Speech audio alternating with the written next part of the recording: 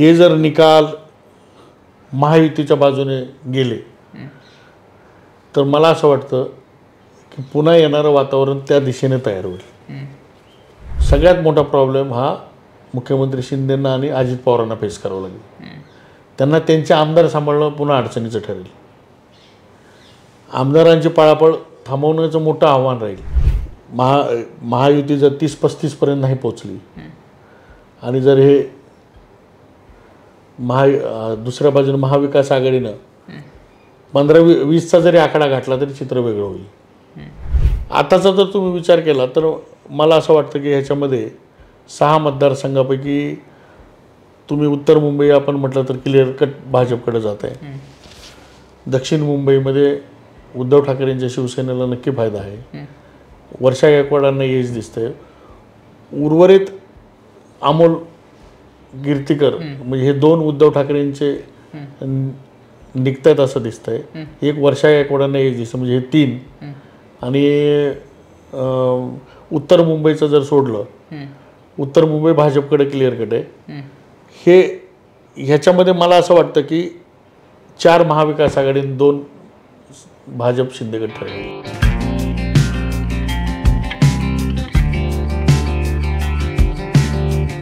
जत्रा लोकशाहीची चर्चा मुंबईची सध्या मुंबईमध्ये आहे आणि मुंबईमधील इथलं जे वातावरण आहे ते राजकीय वातावरण तापायला सुरुवात झालेली आहे. 20 तारखेला इथलं मतदान आहे.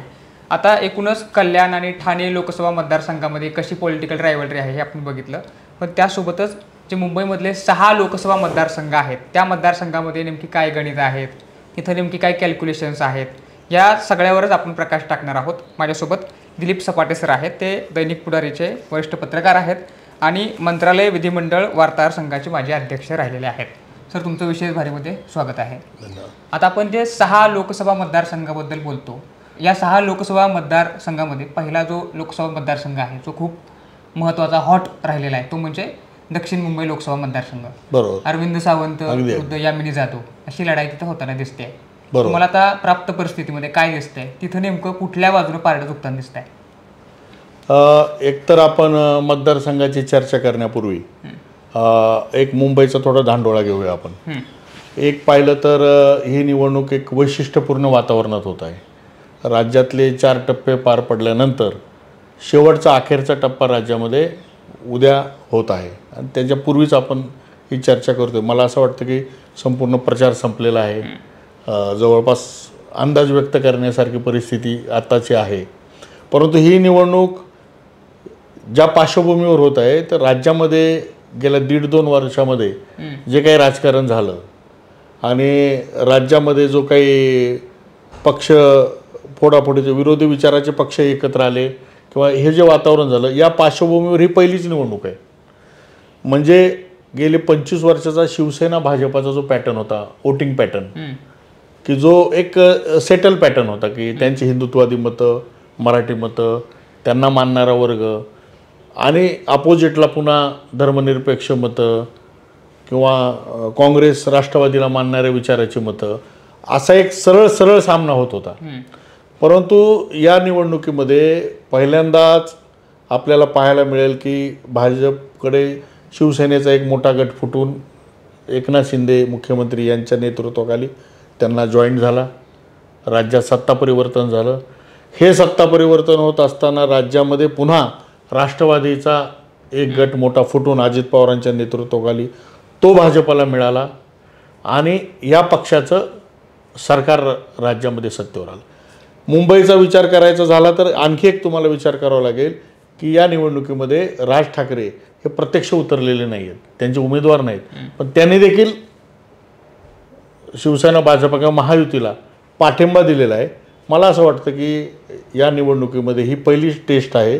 अशा समीकरणांना जनता पसंत करते की नाही किंवा कोणत्या समीकरणाकडे मुंबईकर जाऊ शकतात याची एक चर्चा आपल्याला पाहायला लागेल. किंवा महायुती जी आज झालेली आहे किंवा महाविकास आघाडी कुणाला कौल देतात लोक, ही पहिलीच निवडणूक आहे. त्याची वोटिंग टेस्ट झालेली नाही. मला असं वाटतं की त्याची टेस्ट आता होणार आहे या ह्याच्यात. या पार्श्वभूमीवर आपण दक्षिण मुंबईकडे येऊया. बरोबर. दक्षिण मुंबई हा मतदारसंघ जर पाहिला तर हा नेहमी असा फिक्स कोणाला राहिलेला नाही. या मतदारसंघाचं नेतृत्व 2 वेळा मिलिंद देवरा यांनी केलं, जे काँग्रेसमध्ये होते. त्यानंतर अरविंद सावंत आता या मतदारसंघाचं नेतृत्व करत आहेत. मला असं वाटतं की निवडणुकीपूर्वी हा मतदारसंघ शिवसेनेला जाईल का भाजपला जाईल, अखेरपर्यंत हा मतदारसंघ जाहीर झाला नाही. एका बाजूला भाजपचे मंगलप्रभात लोढा आणि विधानसभा अध्यक्ष राहुल नार्वेकर हे प्रयत्न करत होते. अचानकपणे आता तिथे यामिनी जाधव यांना तिकीट मिळालेलं आहे. ह्या मतदारसंघाचा तुम्ही विचार केला तर अगदी इकडे कप्परेट, मंत्रालय परिसराचा पार्ट, त्याच्यानंतर व्यापारी असणारा सगळा काळबादेवी, बोरा बाजार, तिथून मराठी बेल्ट असलेला गिरगाव, वरळी, ज्याचा आदित्य ठाकरेंचा मतदारसंघ आहे, तो देखील त्याच्यामध्ये आहे. त्यामुळे एक संमिश्र मतदार या मतदारसंघामध्ये आहे. मराठी भाषिक एक 25-30% असतील, गुजराती भाषिक एक 15-20% असतील, मुस्लिम समाज मोठ्या प्रमाणात आहे. तुम्ही बोरा बाजार, भायखळा, भिंडी बाजार सगळं बघितलं तर असा एक वेगळा मतदारसंघ या ठिकाणी आहे. आणि तुम्ही लढत बघितली तर तुल्यबळ लढत आहे. यामिनी जाधव ह्या भायखळा परिसरातून निवडून येत आलेले आहेत की जिथं मुस्लिम पण मोठ्या संख्येने आहेत. परंतु ही लोकसभेची निवडणूक असल्यामुळे आणि नरेंद्र मोदी पंतप्रधान करण्याच्या तिसऱ्यांदा करण्यासाठीची निवडणूक होत असताना तो मुस्लिम वर्ग जो त्यांना विधानसभेला मतदान करतो तो लोकसभेला करेल का, हाही भाग आहे. मराठी मतदारांचा कौल कुठं जातो हा एक विषय आहे. पण ह्या निवडणुकीमध्ये या मतदारसंघामध्ये नक्कीच मुख्यमंत्र्यांची सुद्धा प्रतिष्ठा पणाला लागली आहे. म्हणजे यामिनी जाधव आणि विद्यमान खासदार अरविंद सावंत यांच्यातले अत्यंत तुल्यबळ लढत ही मला वाटते. मला ह्याला जोडून प्रश्न विचारायचा आहे. राहुल नार्वेकरांचं नाव चर्चेमध्ये होतं, इथं मंगलप्रभात लोढा त्यांचं नाव चर्चेमध्ये होतं. पण शेवटाला यामिनी जाधव यांचा चेहरा पुढं केला. यामिनी जाधवच का नेमकं तिथं चेहरा झाल्या आणि त्याचं काय कारण होतं? तो निर्णय हा आत्मघातकी ठरेल का शिंदेच्या शिवसेनेला, का त्याचा मायलेज उठवू शकतो? एक तर असं आहे की मुख्यमंत्री शिंदे हे जेव्हा भाजपसोबत आले तेव्हा शिवसेनेचे 18 पैकी 13 खासदार त्यांच्यासोबत आले. बरोबर. आणि त्या 13 खासदारांमध्ये आपण पाहिलं असेल ते 5-6 खासदारांची तिकीटं कापली गेलेली आहेत. आणि एक सन्मानजनक लोकसभेचा आकडा म्हणजे मतदारसंघ त्यांना हवे होते की अगदीच आम्ही कमी घेतले असा विषय नको. शेवटी जे मतदारसंघ राहिले मग त्याच्यात नाशिकवर खूप ओढाताण झाली. त्याप्रमाणे तुम्ही पाहिलं असेल की ठाण्यावर झाली, पालघरवर झाली, त्यात दक्षिण मुंबई पण झाली. दक्षिण मुंबई भाजपला सुटेल असं चित्र होतं कारण भाजपच्या दोन्ही उमेदवारांनी काम करायला सुरुवात केली होती. परंतु मुख्यमंत्र्यांनी खूप प्रेस्टिज केलं दक्षिण मुंबईच्या बाबतीत किंवा काही ठाण्याचा मतदारसंघ असेल, नाशिकचा असेल, आणि त्यांचा जो क्लेम होता हा भाजपला मान्य करायला लागला. त्यामुळे शेवटी ती तिकीट मिळाली. आणि दुसरी गोष्ट यामिनी जाधवला का मिळाली हा प्रश्न आपण त्या मतदारसंघात तुम्ही जर पाहिला असेल तर भाजपचे नार्वेकर, त्यानंतर लोढा हे असे तुल्यबळ उमेदवार होते. परंतु यामिनी जाधव यांना मिळण्यामागं कारण एकच आहे की यामिनी जाधव आणि यशवंत जाधव हा त्यांचा तो नॅचरल परिसराचा भाग आहे आणि एक मराठी चेहरा देण्याचं काम केलं. की भाजपचे पारंपरिक मतदार तर शिवसेना असेल किंवा भाजप असेल मोदींना पंतप्रधान करण्यासाठी मतदान करतील, पण एक मराठी चेहरा देण्याचं काम मुख्यमंत्र्यांनी केलेलं आहे की जिथं मराठी मतदारांना आकर्षित होऊ शकतात. काही प्रमाणात मुस्लिम मतं देखील त्यांना मिळू शकतील असं एक अटकळ शिवसेना किंवा शिंदे गटाची आहे. असं कॅल्क्युलेशन त्यांचं राहिलं असावं की गुजराती जो वोटर आहे जो नॅचरल बीजेपीला मतदान करतो तर तो आपल्या बाजून आहेच आहे. मात्र मराठी जर आपण उमेदवार दिला तर मराठी प्लस गुजराती असा वोटर आपल्या बाजून. हो, कारण बऱ्याच ठिकाणी तुम्ही बघितलं असेल की मराठी मतदार सुद्धा या मतदारसंघात मोठ्या प्रमाणात गिरगाव आहे, कोळीवाडे आहेत काही. तर आपण जसं म्हणालात तसं की पारंपरिक मतदार तर देणारच आहे, तो मराठी चेहरा आहे. अन्य भाषिक चेहरा आहेत ते न बघता मोदींच्या नावावर मतं मिळणार आहेत. परंतु मराठी मतदारांना आकर्षित करण्यासाठी मराठी मतं जी शिवसेनेची खास करून मुंबईतली वोट बँक आहे त्या वोट बँकेला काही प्रमाणात का असेना एक ती आपल्याकडे वळवण्यासाठी मला असं वाटतं की एक मराठी चेहरा यामिनी जाधव यांच्या रूपाने तो दिला असा. अजून एक गोष्ट आहे की मध्यंतरी मिलिंद देवरा यांना शिंदेच्या शिवसेनेमध्ये घेतलं गेलं. अर्थात तिथं देवरा वर्सेस अरविंद सावंत अशी लढाई झालेली आपल्याला बघायला मिळाली. काँग्रेस विरुद्ध शिवसेना अशी तिथली पारंपरिक लढाई आहे. आता मिलिंद देवरा यांना शिंदेच्या शिवसेनेमध्ये घेऊन तो एक मास्टर स्ट्रोक साधलाय का त्यांनी? ती जर मतं नसती तर केवढा मोठा तोटा झाला असता त्यांना?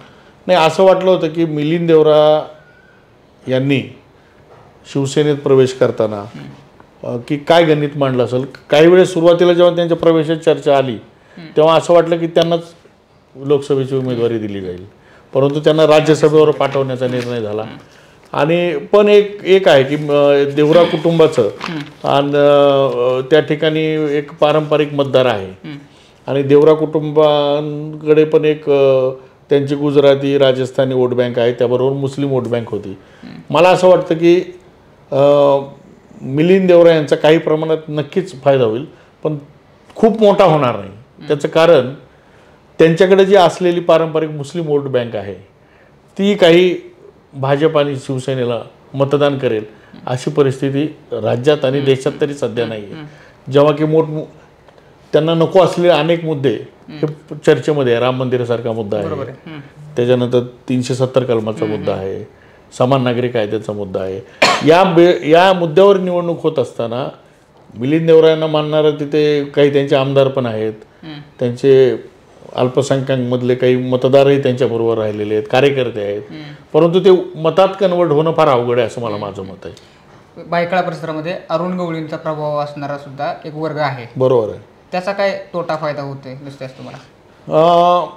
एक जी त्यातली जी घटना आहे, आपण चांगला मुद्दा उपस्थित केला की त्याकडे लक्ष वळवतो की अरुण गवळी, मला आपल्या सर्वांना माहिती आहे की एक डॉन म्हणून किंवा एक कुख्यात त्यांचं सगळं अंडरवर्ल्डचे रिलेशन सगळे विषय राहिलेले आहेत, परंतु नेमकं या निवडणुकीपूर्वी त्यांना जामीन मंजूर झालेला आहे आणि गवळी हे त्यामुळे त्यांना एक बाहेर यायला संधी मिळाली.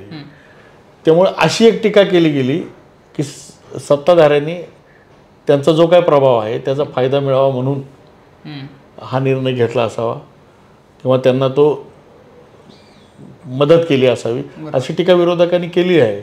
आता याच्यामध्ये कितपत फायदा होतो काय मतातून लक्षात येईल आपल्याला बायकाळा परिसरात. तर हे असं आहे की अरविंद सावंत यांचा जो दावा आहे तिथला तो प्रॉमिनेंटली राहिला आहे की आम्ही विजयी होऊ शकतो. ते जनरेशन आहे गद्दार खुद्दारीचं ते तिथं वर्क होऊ शकतं का? जसं की ठाकरे एकनिष्ठ राहिलेले अरविंद सावंत विरुद्ध यामिनी जाधव ज्यांच्यावरती ईडीच्या कारवाया झालेल्या आहेत, एकनाथ शिंदेच्या बाजून ते गेलेले आहेत ठाकरे गटातून फुटून, म्हणजे अशा पद्धतीचं एक नरेटिव्ह तिथं सेट केलं गेलं आहे. याचा त्यांना तोटा होईल का आणि अरविंद सावंत यांना फायदा होईल का? बघा, काही झालं तरी मुंबई हा शिवसेनेचा बालेकिल्ला राहिला. मुंबई आणि मराठी वोट बँक ही शिवसेनेची नेहमीच आपली हक्काची वोट बँक राहिली. नेहमी शरद पवार असं म्हणायचे की हा मुंबईतला मराठी माणूस जेव्हा पश्चिम महाराष्ट्रात येतो तेव्हा आम्हाला मतदान करतो, पण तोच माणूस जेव्हा मुंबईत येतो तेव्हा तो शिवसेनेला मतदान करतो. शिवसेनेचं एक भावनिक नातं देखील मुंबई सोबत राहिलेलं आहे आणि अरविंद सावंत ज्या अर्थी हा दावा करत आहेत त्या भावनिक नात्याचीच संबंध आहे असं मला वाटतं. कारण आपण पाहिलं असेल की त्यांना गेल्या वेळेस त्यांनी युतीच्या ह्याच्यामध्ये विजय मिळवला होता, परंतु मला असं वाटतं की मुंबईमध्ये जे कॉम्बिनेशन तयार झालेलं आहे मुंबईमध्ये की मुंबईमध्ये भाजपची मतं शिवसेनेकडून निसटलेली आहेत, परंतु त्यांना कधी न मिळणारी मुस्लिम दलित मतं आणि जी की मुंबईमध्ये सायजेबल आहेत. मुंबईमध्ये 100% ओळखतील. मुंबईमध्ये किमान 20 ते 25% मुस्लिम समाज आहे, जवळजवळ 20%च्या जवळ दलित समाज देखील आहे. मला असं वाटतं की वंचित वगैरेचा प्रभाव यावेळेस कमी राहून मुंबईपुरतं तरी आणि जिथपर्यंत एक आज आपण पत्रकारिता करतो किंवा समाजात वावरत असतो, अंदाज घेत असतो, मला असं वाटतं की यावेळेस मुस्लिम आणि दलित मतं ही भाजपला कोण पराभूत करू शकतं, भाजपचा जवळचा प्रतिस्पर्धी कोण आहे, या न्यायाने उद्धव ठाकरे यांच्या उमेदवाराला 100% पडत आहेत. महाराष्ट्रात पडलेले आहेत, इथं पण मुंबईत तर पडतील. त्यामुळे अरविंद सावंत यांना मराठी मतं शिवसेनेची मतं मिळणारच आहेत, परंतु जी पारंपरिक काँग्रेसची मतं आहेत विशेषतः राष्ट्रवादी काँग्रेसचे दोन्ही गट, शरद पवार गट आणि अजित पवार गट, याचा प्रभाव मुंबईमध्ये फारसा नाही आहे. पण काँग्रेसची जी काही मतं आहेत, पारंपरिक मतं आहेत, ती नो डाऊट यावेळेस उद्धव ठाकरे यांच्या मतपेटीत 100% जात आहेत. आणि मला असं वाटतं की त्याच बेसवर जो काही मुस्लिम मतदार आहे तिथे 20-25% दरम्यान मराठी मतं प्लस हा मतदार, या जोरावरच अरविंद सावंत यांना विजयाची खात्री वाटते. किंबहुना मुंबईमध्ये ज्या काही शिवसेनेची साधारणतः शिवसेना सध्याची लढते ती जागा, त्याच्यामध्ये ही सगळ्यात सेफ सीट त्यांना वाटते आत्ताची. त्याच्यामध्ये ह्याच कॉम्बिनेशनमुळे वाटते की कधी न मिळणारी मतं जी शिवसेनेला, मुस्लिम दलित समाजाची प्लस शिवसेनेची पारंपरिक, या मताची गोळाबेरीज ही अरविंद सावंत यांच्या पथ्यावर पडणारी असू ठरू शकते, असं माझं मत आहे.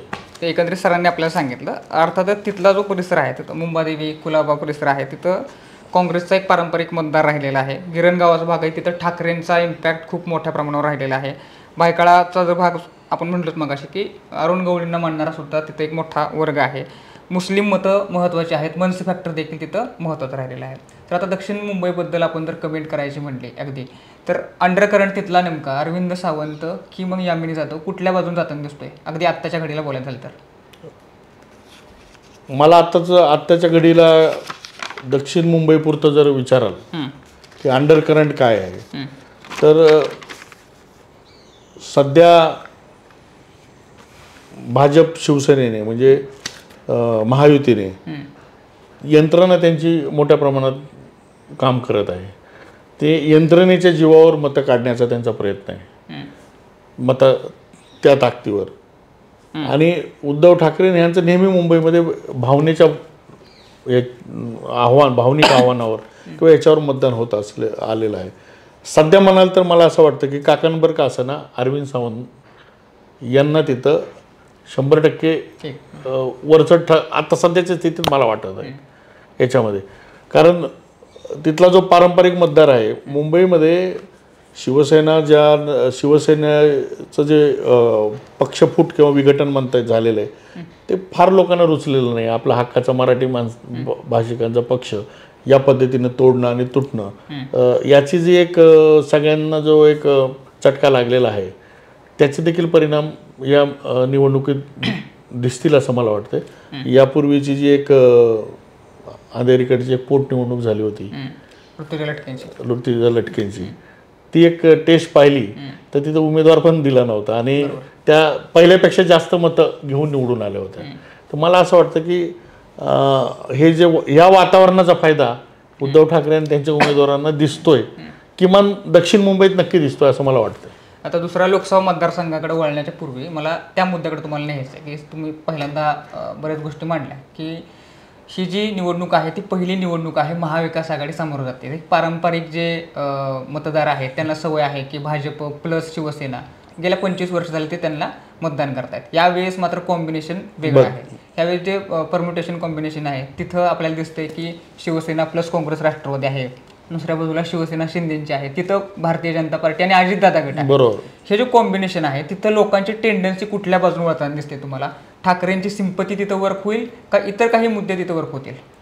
सगळीकडेच बघा, राजकारण आणि निवडणूक हा जो गेम आहे तो मॅथमॅटिक प्लस केमिस्ट्रीचा मानला जातो. तुमचं फक्त गणित चांगलं असून चालत नाही, तर तिथं तुमचं निवडणुकीचं म्हणजे मताचं रसायन पण जुळून आलं पाहिजे. सगळ्या मतदारसंघात ती परिस्थिती आहे का? अजिबात नाही. जिथं गणित काही पक्षांचं पक्क आहे, आता मला उत्तर मुंबई नंतर येऊ आपण, पण मग उत्तर मुंबई विचाराल तर उत्तर मुंबईमध्ये भाषिक गणितच असं आहे की ते भाजपच्या नेहमीच पत्त्यावर पडणार आहे. तिथं ह्याचा परिणाम होत नाही. हिंदी भाषिक बेल्ट असते, हिंदी भाषिक गुजराती मारवाडी हा जो बेल्ट आहे आणि तो भाजपला, मला वाटतं गेल्या वेळेस उर्मिला मारतोंडकर उमेदवार असतानाही गोपाळ शेट्टी यांचं मताचं मार्जिन 4.5 लाखाच्या वरचं होतं प्रत्येक विधानसभा मतदारसंघात. प्रत्येक विधानसभा. तर तिथलं गणित वेगळं आहे. प्रत्येक मतदारसंघात मुंबईचं गणित वेगळं आहे, कारण इथं भाषिक पट्टे आहेत. बरोबर. त्या मतदारसंघाची एक वेगळी भाषिक रचना आहे, भौगोलिक रचना आहे, ती पाहता कमी जास्त प्रमाणात. पण पण ही जी टेस्ट आहे मतांची की सेना BJPच्या मतांमध्ये 2 पक्ष आता वेगळे झाले, ह्यांनी विरोधी गटाबरोबर युती केली, त्यांनी विरोधी गटाबरोबर युती केली, ही याची पहिली टेस्ट आता होणार आहे. पण मुंबईमध्ये जर विचार करायचा झाला तर आता सध्याची लढत जी आहे ही लढत तुल्यबळ आहे. काही ठिकाणी याचा फायदा भाजपला मिळतोय, काही ठिकाणी उद्धव ठाकरे म्हणजे उत्तर मुंबईमध्ये भाजपला मिळताना दिसतोय, दक्षिण मुंबई किंवा बाकीचे असे काही बेल्ट. आता तुम्ही पुढे येणार आहेत की आपला दक्षिण मध्य आहे, तिथं वोटिंग पॅटर्नच असं धारावीपासून सायनपासून इतकं बहुभाषिक आहे सगळा. प्रत्येक ठिकाणचं गणित वेगळं आहे असं मला वाटतंय. पण याची टेस्ट राज्यात बाकीच्या ठिकाणी सुद्धा आपल्याला कसं लोक पसंत करतात विधानसभेला नेमकं काय होईल हे कळेल. हा ते कळेल, अगदी कळेल. आता आपण उत्तर मध्य मुंबईकडे येऊया. तिथं जर आपण बघितलं तर वर्षा गायकवाड विरुद्ध उज्ज्वल निकम अशी लढत आपल्याला उत्तर पूर्व उत्तर मध्यमध्ये. तर वर्षा गायकवाड आहेत एका बाजूला, दुसऱ्या बाजूला उज्ज्वल निकम आहेत. बरोबर. आता असं आहे की उज्ज्वल निकम यांना ते तिकीट दिलं गेलं, पूनम महाजन यांचं तिकीट कापलं गेलं. आता जर आपण 2019ची जर आकडेवारी बघितली तर तिथल्या विधानसभा मतदारसंघांनी आहे प्रत्येक मतदारसंघामध्ये लीड आहे पूनम महाजन यांना. बरोबर. अशी काय गोष्ट झाली की पूनम महाजन यांना फटका बसला की त्यांना उमेदवारी दिली गेली नाही पक्षाकडून? पूनम महाजन यांनी काय नेमकं केलं की पूनम महाजन यांच्याऐवजी उज्ज्वल निकम यांना तिथं संधी दिली गेली? आणि अर्थात असं पण आहे की उज्ज्वल निकम यांना संधी मिळते का कुणाला संधी मिळते याच्या अगोदरही पूनम महाजन तिथं नकोत अशी एक पेरणी आपल्याला आधीपासून बघायला मिळाली होती. पूनम महाजन का नको झाल्या भाजपला तिथं? बघा, भाजपने आपल्या काही खासदारांची तिकीटं कापली.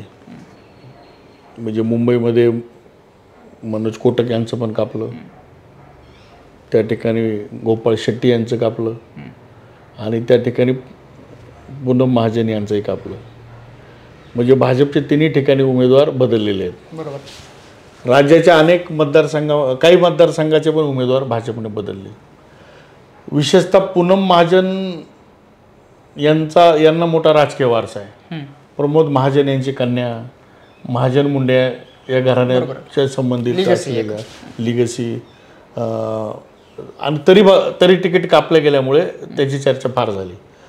कारण पूनम महाजन या निवडून आल्या, प्रत्येक मतदारसंघात त्यांनी लीड घेतला होता, हे सगळं आहे.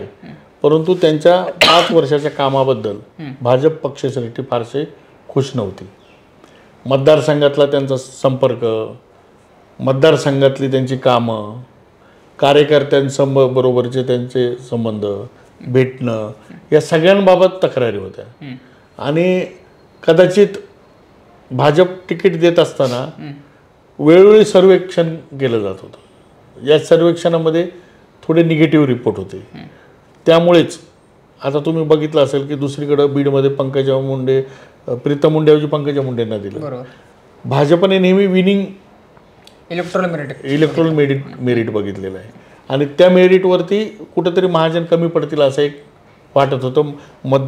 मतदारांच्या संपर्कात न राहिल्यामुळे एक अँटी इन्कम्बन्सी येईल त्यांना, म्हणून हे तिकीट द्यायचं नाकारलं गेलं. दुसरी गोष्ट, पुन्हा उज्ज्वल निकमांचं नाव होतं का, हा पहिला परत मुद्दा आहे. त्या ठिकाणी त्यानंतर मोठं नाव चर्चेत होतं आशिष शेलार यांचं. बरोबर. त्यांचंच नाव चर्चेत होतं जास्त की आशिष शेलार इथून जातील आता, आशिष शेलारांचं. परंतु आशिष शेलारांची आत्ताच दिल्लीला जायची काही तयारी नव्हती की त्यांना की आताच राज्याचं राजकारण सोडून लगेच दिल्लीमध्ये जायचे अशी त्यांची भूमिका नव्हती. आणि या भूमिकेतनं मग हा पर्याय कधी तो पर्याय हे केलं गेलं. मला असं वाटतं की त्या मतदारसंघामध्ये सायजेबल हिंदुत्ववादी मतं आहेत आणि सायजेबल मुस्लिम मतं देखील आहेत. कदाचित उज्ज्वल निकमांना येऊन उमेदवारी देऊन या मतांच्या ध्रुवीकरणाचा प्रयत्न असू शकतो. त्यात त्यांना यश मिळेल असं वाटतं. कारण उज्ज्वल निकम हे बॉम्बस्फोटातील जो मुंबई बॉम्बस्फोट झाला त्याच्या संदर्भातले सरकारी वकील होते, लोकप्रिय पण आहेत. कसाबचा खटला त्याने लढला आणि त्याला फासावर लटकवण्यापर्यंत ही लढाई, न्यायालयीन लढाई ही उज्ज्वल निकम यांनी लढली. त्यांच्या नावाचा एक फायदा की बाबा एक चांगला कॅन्डिडेट, एक सुशिक्षित आणि एक काय म्हणतात त्याला, कायदेपंडित असलेला, तज्ज्ञ असलेला असा कॅन्डिडेट देण्याचा एक प्रयत्न. आणि दुसरी तुम्हाला सांगतो की काँग्रेसने एक त्यात शहाणपणा केला मग हे त्यांना लक्षात आलं असावं. त्या ठिकाणी नसीम खान यांचं नाव होतं हो चर्चेमध्ये आणि नसीम खान हे जर आले असते उज्ज्वल निकमांच्या समोर तर त्याचं ध्रुवीकरण जास्त शक्य झालं असतं. बाबा सिद्दीकींचं पण नाव चर्चेत होतं. तर चर्चेत होतं. बाबा सिद्दीकी तर आता भाजपकडं हे ना शिंदे गटात आलेले आहेत त्यामुळे त्यांचा विषय नव्हता. अजितदादा गटात आले. हां अजितदादा गटात आले. तर आता नाव चर्चेत नसीम खान यांचं होतं. पण काँग्रेसने हा विचार केला की नसीम खानना देऊन आणि तिथं पुन्हा दुसरा कुठला कॅन्डिडेट आला तर हिंदू मुस्लिम पुन्हा बायफर्केशन होईल आणि मग तिथं जी शिवसेनेची पारंपरिक मोठ्या प्रमाणातली मतं आहेत हे मतदार पुन्हा आपल्या उमेदवाराकडे वळतील का? ते मतदार पुन्हा नाही तर अपोजिटला जातील हिंदू मुस्लिम असं जर ध्रुवीकरण झालं तर. म्हणून त्यांनी शहाणपणा दाखवून वर्षा गायकवाडांना तिथं दिलं. माझा हाच प्रश्न होता की वर्षा गायकवाडांना तिकीट देऊन त्यांनी मास्टर स्ट्रोक मारला का? बिलकुल मारलेला आहे. कारण वर्षा गायकवाडांच्या ऐवजी जर दुसरं कॅन्डिडेट तिथं असतं विशेषतः जाती आणि भाषिक समीकरणाचा विचार करायचा तर आधीचं जे नाव नसीम खान यांचं चाललं असतं ते नाव असतं तर मला असं वाटतं की त्यावेळेस भाजपला जास्त फायदा झाला असता. कारण नसीम खान यांचं मला वाटतं की ते त्यामध्ये जसं मताचं ध्रुवीकरण हे अधिक मोठ्या प्रमाणात झालं. आता ती संधी वर्षा गायकवाडांमुळे यांना विरोधकांना मिळालेली नाही आहे. मिळालेली नाही. त्यामुळं मला असं वाटतं की एक तुल्यबळ लढत त्यामुळेच निर्माण झाली. वर्षा गायकवाड तिथं कॅन्डिडेट नसत्या. वर्षा गायकवाड राज्याचे मंत्री राहिलेले आहेत 2-3 टर्म आमदार राहिलेले आहेत. एक त्याला परिचित चेहरा आहे. त्याचा एक फायदा त्या ठिकाणी त्यांना होतोय. SC प्लस मुस्लिम मतांची अगदी सोशल इंजिनिअरिंग तिथं अगदी होऊ अगदी शकतं. अगदी अगदी अजून एक माझा प्रश्न असा आहे की बाबा सिद्दीकींना तिथं घेतलं गेलं. आता भाजपनं वेगवेगळ्या ठिकाणी जिथं जिंकण्याची शक्यता जिथं कमी वाटते तिथं ती माणसं घेतलेली असं आपल्याला दिसते बरोबर की मिलिंद देवरांना घेतलं त्यांनी. दुसऱ्या बाजूला आता ह्या मतदारसंघाबद्दल बोलायचं झालं तर बाबा सिद्दीकींना त्यांनी अजितदादा गटात घेतलं. थेटपणे भाजपमध्ये न घेता अजितदादा गटात घेऊन बाबा आम्ही महायुतीमध्ये आहोत. ती जी मुस्लिम मतं आहेत ती कन्वर्ट होतील का या सगळ्यामुळं किंवा मग मुस्लिम जो मतदार आहे तो नॅशनल इश्यूच्या आधारावरती तर मतदान करेल? भाजपने त्या मतदारसंघात जिंकण्यासाठी काय काय करावं लागेल की विरोधकांची ताकद कशी कमी करता येईल आपल्याला कसं वातावरण प्लस करता येईल या दृष्टीने काही निर्णय आधी घेतले. त्यात मिलिंद देवरांचा प्रवेश असेल त्यानंतर बाबा सिद्दीकींचा प्रवेश असेल. बाबा सिद्दीकी त्यांचा मुलगाही आमदार आहे. बाबा सिद्दीकी आले पण ते मुस्लिम मतदारांना ते कन्वर्ट करू शकतील का हाच मोठा प्रश्न आहे. बरोबर. आणि मला तर वाटतं की ही फार अवघड गोष्ट आहे. ह्या निवडणुकीमध्ये एक चित्र आहे की नेते जरी कुठं जरी असले तरी लोक हे मला असं वाटतं की नेत्यांसोबत नाहीत. ही पहिलीच निवडणूक मला अशी दिसते राज्यातली. लोक नेत्यांसोबत नाहीत अशी असलेली ही निवडणूक आहे या राज्यातली पहिली अशी. आणि मला असं वाटतं की त्याच्यामध्ये बाबा सिद्दीकी किंवा जसं मी तुम्हाला आधी देवरांच्या बाबत सांगितलं की देवरांना नेहमी त्यांचा मतदार प्लस मोठ्या प्रमाणात मुस्लिम मतदार त्यांच्यासोबत होता. तो येईल का तसाच प्रश्न बाबा सिद्दीकी यांच्याबाबतचा आहे की हां थोडं यंत्रणा काँग्रेसची थोडी त्यांच्या बेल्टपुरती कमी राहील परंतु मतदार ते खूप वळवतील असं नाही मला वाटत. कृपाशंकर सिंग यांचं काय होईल तिथं? ते बीजेपीच्या बाजूने गेले आहेत त्याचा काय इम्पॅक्ट? कृपाशंकर सिंग आधीच गेलेले आहेत आणि ते उत्तर प्रदेशमध्ये उमेदवार आहे सध्या. त्याचा इकडे काय इम्पॅक्ट पडेल का? असं आहे की बघा कृपाशंकर सिंग जेव्हा काँग्रेसमध्ये होते तेव्हा काँग्रेसकडे उत्तर भारतीय वोट बँक बऱ्यापैकी होती. बरोबर. फक्त काँग्रेसचे कृपाशंकर सिंगच नाहीत तर त्यातले अनेक नेते भाजपसोबत गेलेत. राजन सिंग असतील जे मुंबई महापालिकेचे विरोधी पक्ष नेते राहिलेले त्यांनाही भाजपने विधान परिषदेवर पाठवलं. आणि मला असं वाटतं की एकेकाळी काँग्रेसकडे असलेली उत्तर भारतीय वोट बँक हळूहळू ती भाजपकडे सरकलेली आहे. त्यामुळं कृपाशंकर सिंग राजहंस सिंग आणि बाकीचे उत्तर भारतीय नेत्यांची मोठी फळी मुंबईत भाजपकडे आहे. त्याचा भाजपला फायदा होईल निश्चित फायदा होईल. आता ठाकरेंची तिथली जी मतं आहेत ती महत्त्वाची आहेत. आता एका बाजूला महाविकास आघाडी म्हणून वर्षा गायकवाड त्या उमेदवार आहेत. ठाकरेंची ती जी मतं आहेत जे लॉयल मतदार आहेत ठाकरेंची ती मतं ठाकरेंची शिवसेनेची विशेषतः जे युतीमध्ये भाजप आणि शिवसेनेला मतदान करत होते ती त्यावेळेस काँग्रेसच्या बाजूने होतील का? ती शिफ्ट होतील का यावेळेस? नाही आता मूळ तर टेस्ट तीच आहे की पारंपरिक मतदारांना असलेली सवय कुठं धनुष्यबाण किंवा कमळ आणि कुठे हात किंवा घड्याळ अशाकडनं मतं ट्रान्सफर होणं हाच मोठा भाग आहे. पण मला असं वाटतं की मुंबईमध्ये आहे ना साधारणतः वोटर आता सुशिक्षित आहे आणि फार प्रशिक्षणाची आवश्यकता नाही. त्याला कळतं परिस्थिती काय आहे, त्याच्याप्रमाणे काय केलं जावं. पण सेनेचं जे केडर आहे मूळ उद्धव ठाकरे सेनेचं ते केडरला त्यांच्या जे जवळचे मतदार मला वाटत नाही त्यांची मतं कन्वर्ट व्हायला फार अडचण येईल त्यांना. विशेषतः हा जो मतदारसंघ आहे याच्याबद्दल आपण जर सांगितलं तर इथं काँग्रेस प्रॉमिनंट राहिलं होतं, डावे पक्ष आहेत इथं प्रॉमिनंट राहिले होते, समाजवादी पक्षाचा झेंडा होता, मग शिवसेनेकडे हळूहळू इथला जो मतदारसंघ आहे तो वळला होता. इथं वांद्रे पूर्व, कुर्ला, चांदिवली या भागात मुस्लिम बहुल भाग खूप मोठ्या प्रमाणावरती आहे आणि त्याचा इम्पॅक्ट या निवडणुकीवरती पडू शकतो असं दिसतंय. मातोश्री देखील याच मतदारसंघामध्ये येतं. आता असं आहे की विलेपार्ले असेल, चांदिवली असेल, कुर्ला असेल, कलीन असेल, हे सगळे जर भाग जर आपण बघितले तर तिथं पूनम महाजन यांना लीड मिळत होतं. विशेषतः जर आपण एक वांद्रे पूर्वचा जर भाग सोडला, तो भाग सोडला तर प्रिया दत्तनं तिथं आघाडी होती. त्याच्या व्यतिरिक्त पूनम महाजन यांना ती जास्त लीड मिळत होतं. आता पूनम महाजन यांचं जे लीड आहे ते उज्ज्वल निकम यांच्या बाजूने वळतंय का, हा सगळ्यात मोठा प्रश्न आहे. की मग वर्षा गायकवाड यांना उमेदवारी देऊन सोशल इंजिनिअरिंग महाविकास आघाडीने साधले का हे आपल्याला बघावं लागेल. सर आता फायनल कन्क्लूड प्रश्न असा आहे, तिथला अंडरकरंट आताच्या नोटवरती आपण जर बघायचं झाला तर कुणाच्या बाजूने तुम्हाला जाताना दिसतोय, उज्ज्वल निकम की मग वर्षा गायकवाड? मला असं बघा विलेपार्ले हा नेहमीच भाजपचा बेल्ट राहिलेला आहे. म्हणजे तिथे परागाळवणी भाजपचे आमदार आहेत. भाजपचा पारंपरिक मतदार तिथं आहे. याच मतदारसंघात आशिष शेलार पण आहेत. त्यांचा आपला मतदारसंघ आहे. शिवसेनेचे विलास पोतनीस असतील, संजय पोतनीस त्यांचा पण मतदारसंघ तिथं आहे. चांदिवलीला म्हणलं तर दिलीप मामा लांडेंचा आहे मतदारसंघ आहे. आणि हे सर्व मतदारसंघ आहे. आता तुम्ही जर हा सगळा बेल्ट बघितला, तुम्ही जसं उल्लेख केल्याप्रमाणे कुर्ला असेल, चांदिवली असेल, बांद्रा असेल, मतदारसंघाचं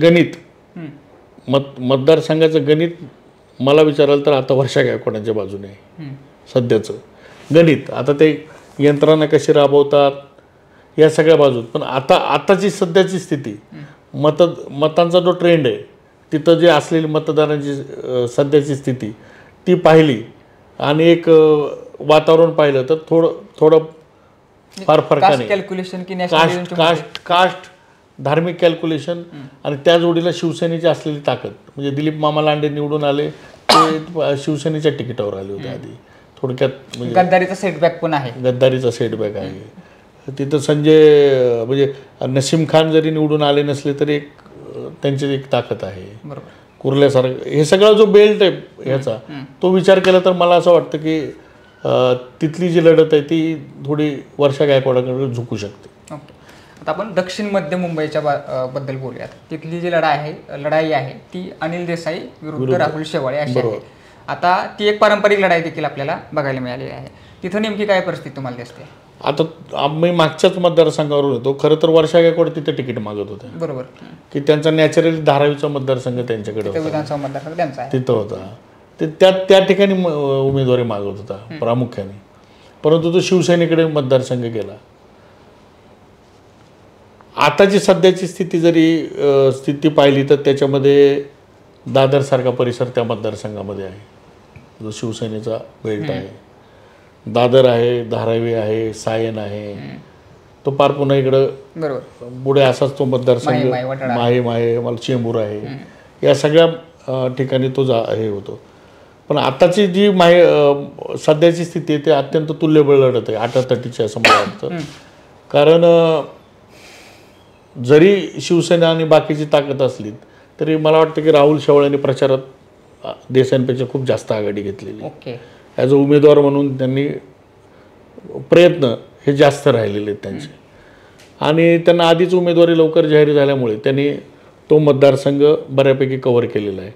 मला असं वाटतं की आता त्या मतदारसंघामध्ये अत्यंत आटातटीची आणि चुरशीची लढत आहे असं मला वाटतं. कुठल्या बाजूनं पार्टी झुकेल हे फार सांगता येत नाही. पण अगदी थोड्या फरकाने ही निवडणूक होईल अशी सध्याची तिथं असं आहे की अनिल देसाई हे ठाकरेंच्या अतिशय जवळचे नेते राहिलेले आहेत. दुसऱ्या बाजूला राहुल शेवाळे आहेत, त्यांच्या विरुद्ध रोष लोकांचा दिसतोय. आता मुंबईचा विशेषतः बेल्ट जर बघितला तर तिथं गद्दारी विरुद्ध खुद्दारी हे जे नरेटिव्ह आहे ते सगळ्यात जास्त प्रमाणामध्ये कुठं दिसतं, तर त्यातला एक मतदारसंघ म्हणजे दक्षिण मध्य लोकसभा आहे. ह्याचा काय इम्पॅक्ट पडेल इथं?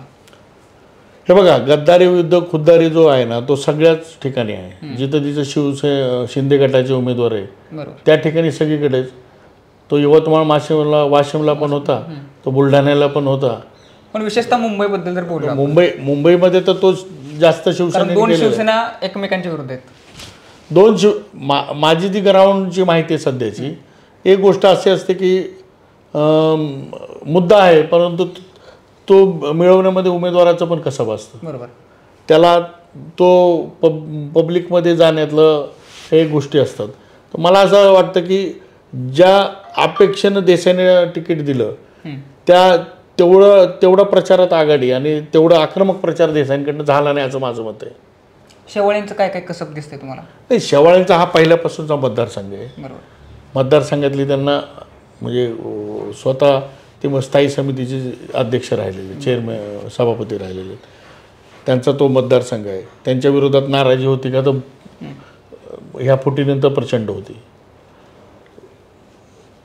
प्रचारामध्ये विविध घटकांना भेटीगाठी असतील, ओव्हरऑलच प्रचारातल्या आघाडी युतीच्या कार्यकर्त्यांना एकत्र घेऊन काम करणं, सगळ्यांना कामाला लावणं, ह्या गोष्टी त्यांच्याकडून झाल्या असं दिसतंय. त्यामुळं ही म्हणजे जाणारी सीट त्यांनी मला वाटतं की लढतीत आणली असं माझं मत आहे. आणि तुलनेनं देसाईनं वातावरण अधिक पोषक आहे, कारण धारावीसारखा बेल्ट आहे, बाकीचे सगळे आहेत.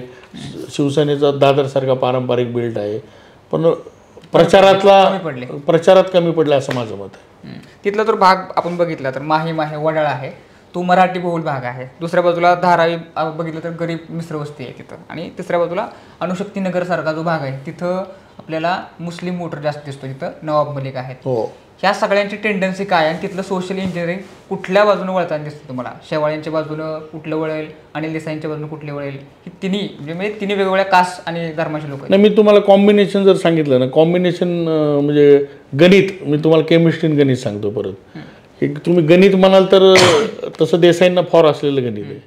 म्हणजे तुम्ही अणुशक्तीनगरपासून तो सगळा धारावीचा पासून चेंबूर पट्टापासून मोठ्या प्रमाणात दलित मुस्लिम मतदार आहेत. चंद्रकांत हांडोरे पण त्याच ह्याच्या प्रतिनिधी, त्यांना आता राज्यसभेवर पाठवलेलं आहे.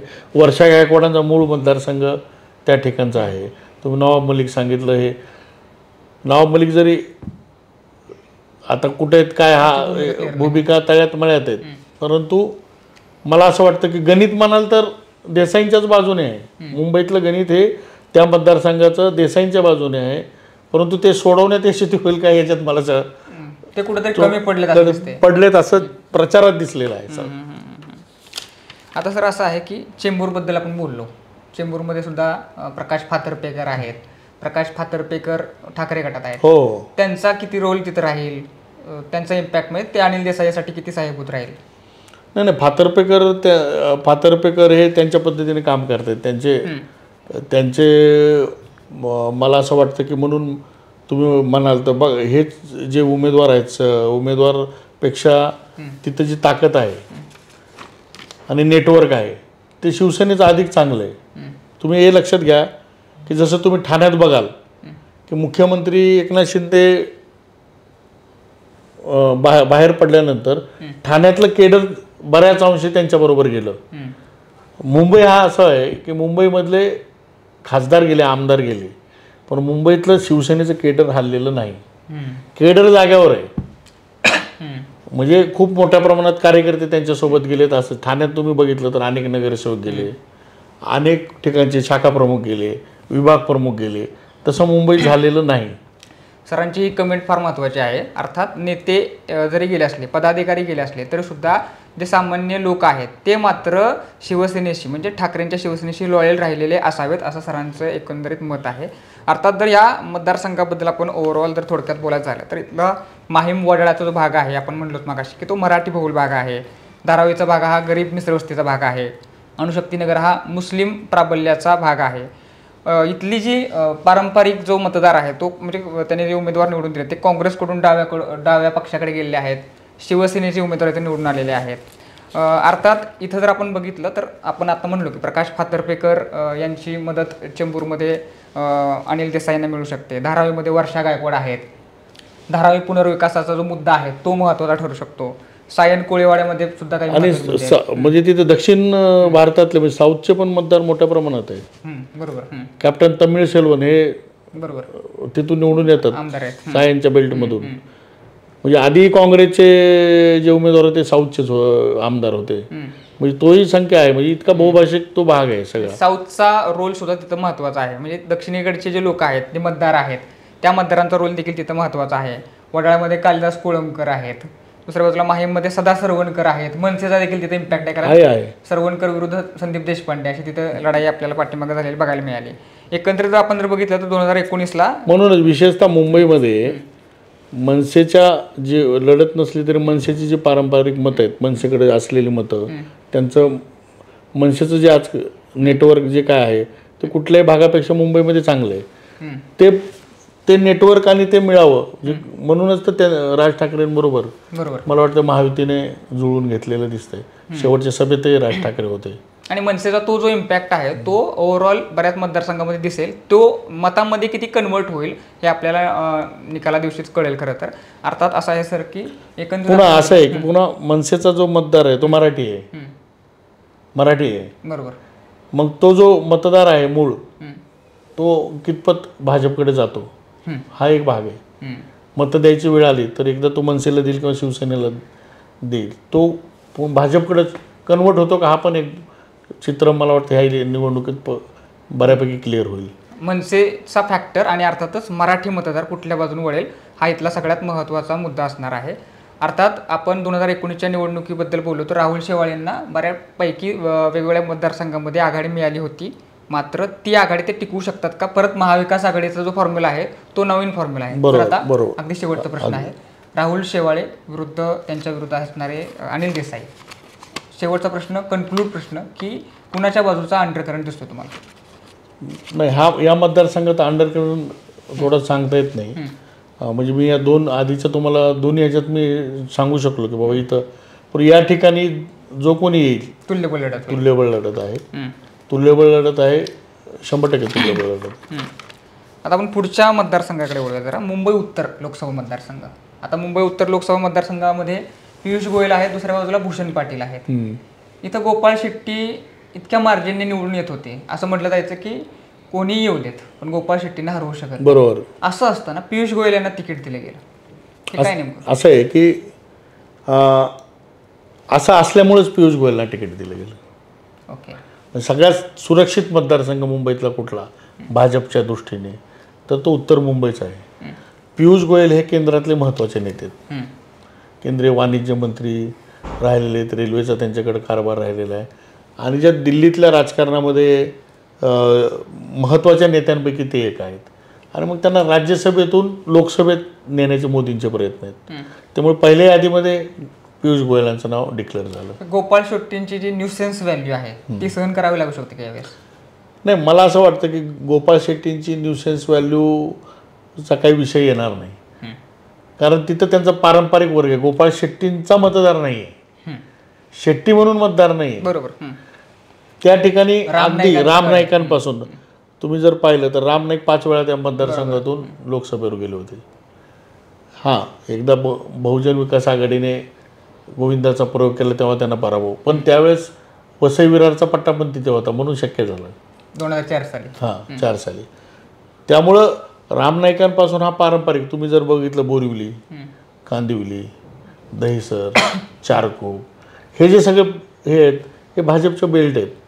गुजराती, उत्तर भारतीय, बहुभाषिक हा मोठ्या प्रमाणात इथं बसलेला आहे. आणि मला असं वाटतं की तिथे त्यामुळं हा मतदारसंघ नेहमी भाजपला पोषक राहिला आहे. विनोद तावडे यांनी सुद्धा आमदार म्हणून निवडायच्या वेळेस तो मतदारसंघ निवडला होता त्यावेळेस. आणि म्हणून तिकडनं ते त्यावेळेस आमदार झाले होते. म्हणजे भाजपच्या दृष्टीने मुंबईतले काही जे सुरक्षित मतदारसंघ जे आहेत त्यात हा मतदारसंघ आहे. त्यामुळे तिथे त्यांना दिलं गेलं. हां, एक होतं की ही जागा शिवसेनेने लढवा असा एक प्रयत्न चालू होते, म्हणजे उद्धव ठाकरेंच्या शिवसेनेने लढवावे आणि तिथून विनोद घोसाळकर यांनी ते लढवावं. विनोद घोसाळकर तिथे विभाग प्रमुख राहिलेत, आमदार राहिलेले आहेत, त्यांच्या मुलाचं मध्येच एक दुर्दैवी पद्धतीनं हत्या झाली, त्या पार्श्वभूमीवरची सहानुभूती आणि मराठी मतांचं ध्रुवीकरण, ह्या सगळ्या पार्श्वभूमीवर त्यांचं नाव चर्चेत होतं. परंतु ते काही काँग्रेसकडून लढण्यास इच्छुक नव्हते किंवा त्यांनी तसा रस दाखवला नाही, त्यामुळे भूषण पाटील यांना उमेदवारी दिली. त्यामुळे मला असं वाटतं की ही लढत एक औपचारिकता असल्यासारखी लढत आहे. म्हणजे पियुष गोयलांना खात्री की आपण येऊच, तुलनेनं काँग्रेसच्या उमेदवारांनाही वाटत नाही की आपण कसा मुकाबला करू. त्यामुळे ही लढत मला असं वाटतं की अत्यंत एकतर्फी आहे आणि ती डायरेक्टली पियुष गोयलांच्या. घोसाळकरांना तिकीट दिलं गेलं असतं तर परिस्थिती वेगळी असते. विनोद घोसाळकर यांना तिकीट दिलं असतं तर ही जी आज एकदम निवडणूक एकतर्फी झाली किमान तशी झाली नसती, किमान ती लढत तयार झाली असती, लढत रंगली असती, जी आज काँग्रेस करण्यात अपयशी ठरली. सिंपतीचा मोठा विषय होता. शिवसेनेचं नेटवर्क लागलं असतं, अनुभवी होते त्यांचे त्या भागामध्ये दहिसर आणि असं पट्ट्यात काम होतं, विभाग प्रमुख राहिलेले, लोकप्रिय विभाग प्रमुख राहिलेले. मला असं वाटतं की आताच्या एका वातावरणामध्ये एक लढत उभी करण्यात ते यशस्वी ठरले असते. विनोद तावडेंची पण चर्चा होती भाजपच्या बाजूनं. हो, विनोद तावडे आता केंद्रातले एक महत्त्वाचे नेते आहेत आणि त्यांना जर लोकसभेत पाठवायचं ठरलं किंवा त्यांना जर पुन्हा राष्ट्रीय, आता त्यांना संघटनात्मक काम आहे पक्षाचं, त्यांना सरचिटणीस पदावरून जर काही संसदीय कामात आणायचं ठरलं असतं तर विनोद तावडेंसाठी देखील त्या मतदारसंघात चर्चा होती. पण मला असं वाटतं की भाजपने तो निर्णय टाळला आहे, विनोद तावडेंना लोकसभेला उतरवलेलं नाही आहे. भूषण पाटील का नेमके? नाही, काँग्रेसकडे पर्यायच नव्हते तिथे. म्हणजे त्या पट्ट्यामध्ये काँग्रेसकडे जे काही ऑप्शन होते त्यात मग भूषण पाटील हेच एकमेव त्यातले त्यात ऑप्शन होते. त्यांच्याकडे कॅन्डिडेट ऑप्शनच नव्हते. त्यातले त्यात अवेलेबल बेस्ट जो म्हणतो त्या बेसवरती भूषण पाटील यांना उमेदवारी दिली गेली. आता या मतदारसंघाबद्दल जर आपण बोलायचं झालं तर हा जो मतदारसंघ आहे, जसं सरांनी आपल्याला सांगितलं बऱ्याच गोष्टी, की हा मतदारसंघ राम नाईकांनी बिल्ड केला आहे BJPसाठी. गोपाळ शेट्टी यांनी खरं तर त्याचं मायलेज उठवलं.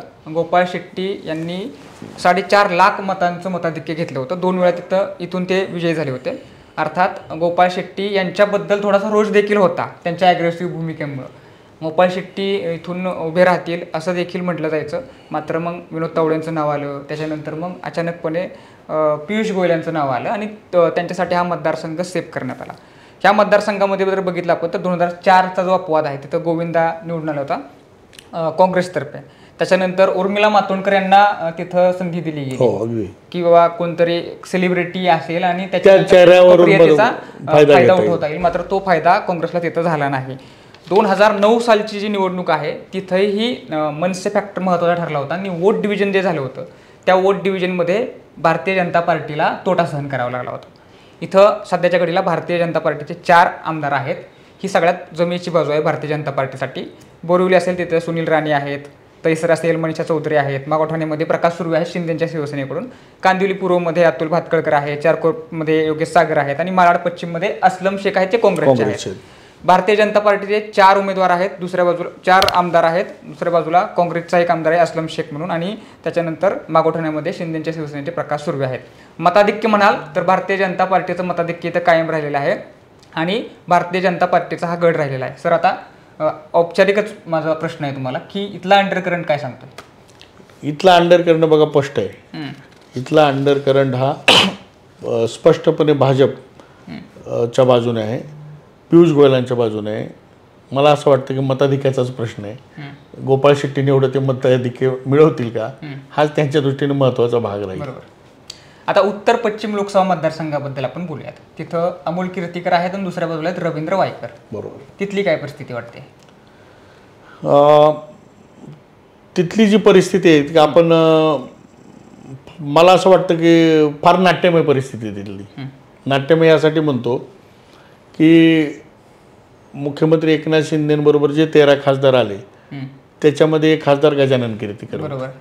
गजानन कीर्तिकर हे शिवसेनेचे खूप ज्येष्ठ नेते राहिलेले आहेत. शिवसेना प्रमुख बाळासाहेब ठाकरेंचे विश्वासू राहिले, तेव्हापासून त्यांनी काम केलेले. परंतु ते एकनाथ शिंदे यांच्याबरोबर गेले. ते कायम त्यांच्याबरोबर आज पण आहेत, परंतु ते शिंदेबरोबर आणि मुलगा उद्धव ठाकरेंबरोबर अशी चित्र राहिलं. म्हणजे एकाच कार्यालयात बसून मुलगा एकनाथ शिंदेचं काम करतो, मुलगा उद्धव ठाकरेंचं काम करतोय आणि वडील एकनाथ शिंदेचं काम करतायत. अशी चित्र, म्हणजे एकाच घरात दोन माणसं, एक इकडं अशी परिस्थिती. फक्त ती निवडणुकीच्या तिकिटाच्या वेळेस तर गजानन कीर्तिकर यांना या परिस्थितीत तिकीट मिळणं अवघडच होतं. त्यांनी मागणी केली पण मिळू शकलं नाही, कारण वडील आणि मुलाचा सामना काही होईल असं वाटत नव्हतं.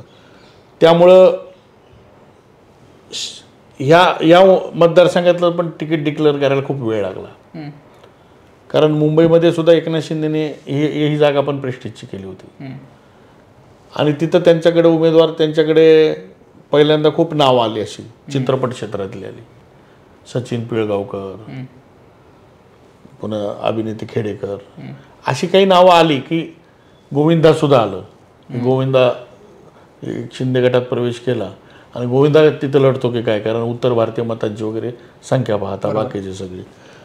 परंतु मला असं वाटतं की एकनाथ शिंदेने मग शेवटी डिक्लेअर केलं रवींद्र वायकर यांना. आता रवींद्र वायकर हे काही दिवसापूर्वीच ठाकरेंच्या शिवसेनेत आले. ते का आले, कशासाठी आले, सर्वश्रुत आहे. त्यांच्या मागे चौकशीचा ससेमिरा लागला होता.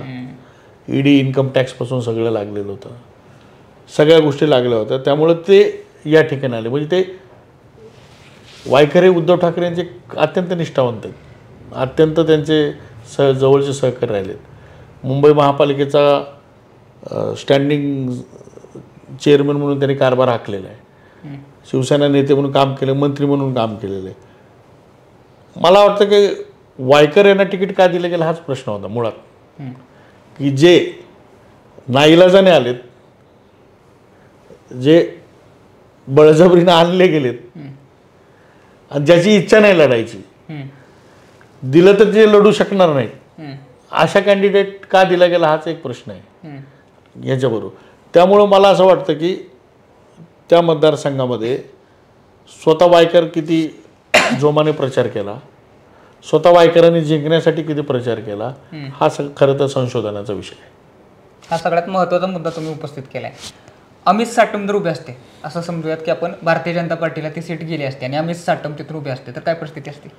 मला असं वाटतं की यापेक्षा चांगली असते, कारण लढण्याचं स्पिरिट तयार झालं असतं. ही लढायचं बाबा, जिंकायचे या भावनेने लढले असते. आता या परिस्थितीमध्ये वायकर जेव्हा शिवसेनेत आले, शिंदे गटामध्ये, ते वैयक्तिक आले. त्यांनी कुठल्याही कार्यकर्त्याला आग्रह धरलेला नाही, त्यांच्या पदाधिकाऱ्यांना आग्रह धरला नाही फारसा. वायकरांची भूमिका संशयास्पद वाटते. त्यांनी ते मध्ये वक्तव्य करून त्यांनी ती स्वतः संभ्रम निर्माण केला. फडणवीस बोलले मला त्यांच्याशी मी चर्चा करेल म्हणून.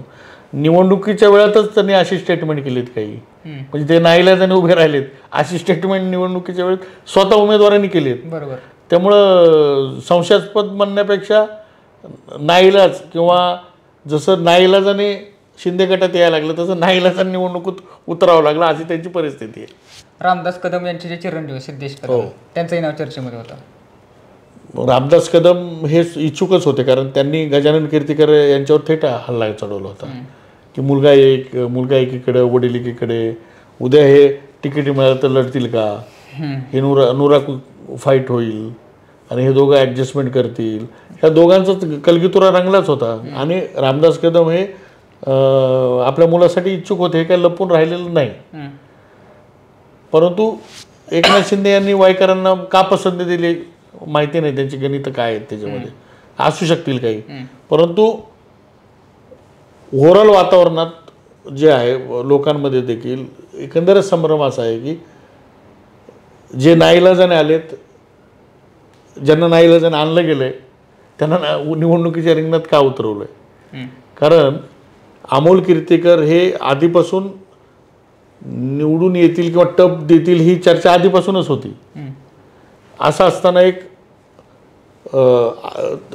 असा उमेदवार देणं की ज्याची मानसिकता नाही लढायची, तो का दिला हा एक प्रश्न आहे.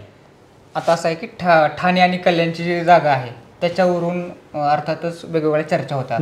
ठाण्याच्या बद्दल ठाणे आम्हाला द्या, कल्याण तुम्हाला घ्या, अशी चर्चा होते. ही जी परिस्थिती आहे ही परिस्थिती या मतदारसंघामध्ये तुम्हाला दिसते का सेम? मग त्यात कुठला आदला बदल झाली असे म्हणजे मला असं वाटतं की ठाण्यात सुद्धा जी चर्चा आहे ना ती कल्याणला वैशाली दरेकर यांना दिल्यामुळे निर्माण झाली. की एक आधी केदार दिघेंचं नाव होतं किंवा दुसरी काही नावं होती, अचानक वैशाली दरेकर नाव कसं आलं त्यामुळे ती चर्चा झाली. मला असं वाटतं की ठाण्याच्या बाबतीमध्ये किमान ठाण्याच्या बाबतीत मुख्यमंत्री हा रिस्क घेणार नाहीत. कारण ठाण्याच्या बाबतीमध्ये उद्या ठाण्याची सीट जाणं म्हणजे त्यांच्या घरातली सीट जाणं आहे. मग त्यांना त्याचा मोठा सेटबॅक बसेल आणि भाजपशी भांडून घेतली त्यांनी ती सीट. नाही मला माझ्या शहरातली माझ्या हक्काची सीट पाहिजे, मी ज्या शहरात आहे त्याचीच मला मिळणार नसेल तर असं म्हणून ती घेतली गेलेली आणि ती त्यांनी गमवावी यासाठी त्यांनी ती घेतलेली नसेल. त्यामुळे मला असं वाटत नाही की ॲडजस्टमेंट असेल, कारण प्रत्येक सीट महत्त्वाची आहे. वायकरांच्या बाबतीत त्यांनी काय गणित लावलं हे आता त्यांना अधिक माहिती. आता गजानन कीर्तीकर विरुद्ध अमोल कीर्तीकर अशी जर लढाई झाली असती तर खरीच ती लढाई झाली असती का ती नुरा कुस्ती झाली असती का? गजानन कीर्तीकर यांनी एक सेफ्टी वॉल तयार करून ठेवला आहे एका बाजूला, जसं बऱ्याच ठिकाणी आपल्याला बघायला मिळते. अमोल कीर्तीकर ठाकरेंच्या शिवसेनेत, गजानन कीर्तीकर शिंदेच्या शिवसेनेमध्ये, कुठूनही निवडून आलं तर कीर्तीकर जिंकते. नाही, काही प्रमाणात आपण म्हणताय त्या गोष्टी तथ्य याच्यासाठी आहे की तुम्ही बघितलं की अमोल कीर्तीकर यांच्या भोवती पण चौकशीचा ससेमिरा आहे. हे निवडणुकीपूर्वी त्यांना मुंबईच्या खिचडी घोटाळ्यामध्ये ईडीनं पाचारण केलं होतं, त्यांची देखील चौकशी झाली होती, ते देखील रडारवर आहेत. अशा वेळी वडील हे सत्ताधारी पक्षाबरोबर आहेत, त्यांची चौकशी झाली तेव्हा त्यांची प्रतिक्रिया आलीच होती कीर्तीकरांची की बाबा हे ईडी वगैरे लोक काही फार पसंत करत नाही किंवा काय. मला असं वाटतं की दोघांची लढत जर झाली असती तर ती काही लढत ॲक्च्युअल लढत झालीच नसती. एकाच घरात दोन तिकीट आणि कधीही केव्हाही आता सेवानिवृत्तीकडे लागले वाटचाल करणाऱ्या कीर्तीकरांना मुलाचंच भवितव्य करिअर नेहमी महत्त्वाचं वाटलं असतं. त्यामुळे तुम्ही म्हणताय त्याचा सेफ्टी वॉल तयार करण्याचा एक हेतू उद्देश असतो तो असावाच. कारण आज कीर्तीकर प्रत्यक्षेकडे असले तरी मनाने नाहीत असं दिसतंय. तर त्यांचं प्रचारात वगैरे फार त्यांनी काही रोल मेजर केला असं दिसत नाही. पण वायकरांना यांच्या बाबतीत मात्र तो संभ्रम आहे की त्यांच्या उमेदवारीबद्दल की हा निर्णय कसा काय झाला. कारण त्यांची निवडणुकीतली स्टेटमेंट नाईलाजाने लढण्यातली आहेत. मग त्यांची जर परिस्थिती तशी असेल तर ते किती सामना करतील, कितपत विजयासाठी घाम गाळतील किंवा गाळला असेल. आता संपलाय प्रचार, तो आता कळेल आपल्याला 1-2 दिवसात. अमोल कीर्तीकर की मग रवींद्र वायकर? शेवटचा प्रश्न. Clear cut Amol Kirtikar. अमोल कीर्तीकर. आता शेवटचा मतदारसंघ आहे ईशान्य मुंबई लोकसभा मतदारसंघ. त्या मतदारसंघामध्ये आपण जर बघितलं तर संजय दिना पाटील आहेत, दुसऱ्या बाजूला मिहिर कोटेचे आहेत. मनोज कोटक यांचं तिकीट कापले गेले आहे. का कापलं गेलं असावं आणि मिहिर कोटेच्यांना का दिलं असावं? काय हे बघा, भाजप नेहमी त्या ठिकाणी सर्वेच्या आधारे वेगवेगळ्या आधारे निर्णय घेत असते. मनोज कोटक हे देखील उपमुख्यमंत्री देवेंद्र फडणवीस यांच्या अत्यंत निकटवर्ती मानले जातं. म्हणजे त्यांचं तिकीट का कापलं गेलं हा एक त्या बाबतीत संभ्रमच होता, कशासाठी कापलं गेलं. परंतु कदाचित काही सर्वेतली गणितं असतील की जी त्यांच्या पत्त्यावर पडणारी नसतील, त्यामुळे त्यांचं कापलं गेलं. आणि दुसरा गुजराती चेहरा मिहिर कोटेचा यांच्या रूपाने दिलेला आहे. मिहिर कोटेचा हे देखील भाजपचे तसे निष्ठावंत कार्यकर्ते आहेत किंवा मुलुंडचे आमदार आहेत सध्या. पुन्हा कोटक यांचं राजकीय पुनर्वसन विधानसभेत होईल अशी स्थिती आहे आत्ताची. परंतु कोटेच्या यांना देण्यामागं भाजपचे कदाचित त्यांना दिल्लीत सक्रिय करणं असावं किंवा कदाचित कोटकपेक्षा ते अधिक चांगलं काम करू शकतात असं वाटलं असावं, त्यामुळे त्यांना दिलं असेल. परंतु आताची परिस्थितीमध्ये हा जो मतदारसंघ आहे त्याच्यामध्ये मोठ्या प्रमाणात गुजराती भाषिक मतदारसंघ आहे. तुम्ही मुलुंड, घाटकोपर हे हे तसे गुजराती बहुल मतदारांचे बेल्ट आहेत. नरेंद्र मोदी यांचा रोड शो जो झाला तो याच मतदारसंघामध्ये घाटकोपरमध्ये झाला, कारण मोठ्या प्रमाणात तिथं गुजराती मतदार आहेत, त्यांना आकर्षित करण्यासाठी हा रोड शो झाला. पण यावेळेस मला असं वाटतं की तिथे देखील तुल्यबळ लढत आहे. तुल्यबळ लढत यासाठी आहे की संजय दिना पाटील हे आधी लढलेले आहेत. संजय दिना पाटील हे तिथून एकदा खासदार झालेले आहेत. बरोबर. मला वाटतं राष्ट्रवादीच्या तिकिटावर ते खासदार राहिलेले आहेत. नवसारी. आता काँग्रेस राष्ट्रवादीच्या जोडीला शिवसेनेचं पण या भागामध्ये चांगलं जाळ आहे. म्हणजे त्यांचं तुम्ही भांडूप, कांजूरमार्ग, विक्रोळी या किंवा मुलुंड या सगळ्या पट्ट्यामध्ये जसं शाखांचं नेटवर्क आहे तसं कार्यकर्त्यांचं आहे. अनेक नेते पण त्यांच्याकडे या पट्ट्यामध्ये आहेत. त्यामुळं मला असं वाटतं की संजय दिना पाटील जो मूळ जी काँग्रेस राष्ट्रवादीची जी हा अगदी मतदारसंघ पार मानखुर्दपर्यंत आहे. म्हणजे मतदारांची जी सगळी संख्या जर पाहिली तर बहुभाषिक मतदार आहे सगळा त्याच्यामध्ये.